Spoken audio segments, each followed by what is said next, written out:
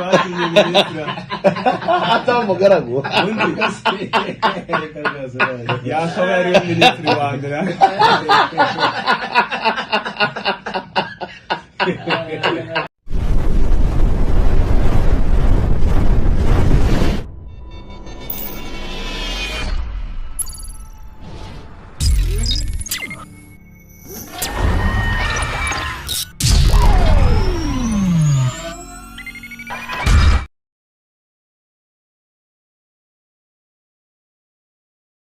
muri studio za Radio Rwanda twakiriye umujene ukunda Radio Rwanda cyane kuva namumenya aratwandikira buri munsi yitwa Sinzibagirwa Samuel.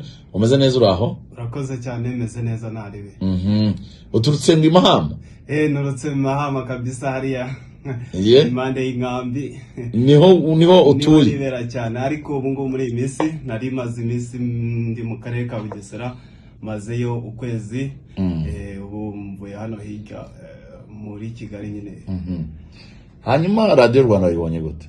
Radio Rwanda nayibonye neza cyane kandi iraryoshye. Nge nabifashe nkaho ari inzozi nasohoye kubera ko urebye navuyeyo mvuga ati ubu ndagirayo, ariko nagezeho nasanze service zabo ziba ziri ku murongo zimeze neza. Radio Rwanda irashoboye, irakomeye kandi irubashywe. Ntabwo ari ibintu nk'ibindi byose usanga zibereye mu bigori. Wowe se ukora siporo? Nge nanjye nkunda siporo yo urubuga rw'imikino rw'impariko ndetse n'imikino football kabisa mba nyiryamyeho. Ufana makipe? Nge fana APR cyane ibiri hejuru. Siko nakubonaga na urutonde rwa APR. Mba nduryamye nyine ndi gukurikirana cyane. Ariko muri iyi minsi turi kutsindwa cyane kabisa. Uriga? Niga senior 5 MCE. Mu kiye kigo? Zana area. Hari Mahama kabisa. Kagari ka Munini. Ninde wishimiye kubona muri aba bagabo bose usanze hano? Urebye bose nabishimiye. David Mugarago kwizigira nk'umuyobozi, uburyo ubayobora neza cyane, nabo kona ko babishimiye cyane. Agiseri we najya amubona yibereye hariya kuri YouTube yonyine. Nkavuga ati Saseri umuntu meze kuri ubu nzamugeraho. Noneho David Mugarago kuri televiziyo y'u Rwanda ubu mubona cyane, ubu mubona ari minisitiri ahubwo batumye minisitiri atamugaragu undi yakaba yari minisitiri wa mbere.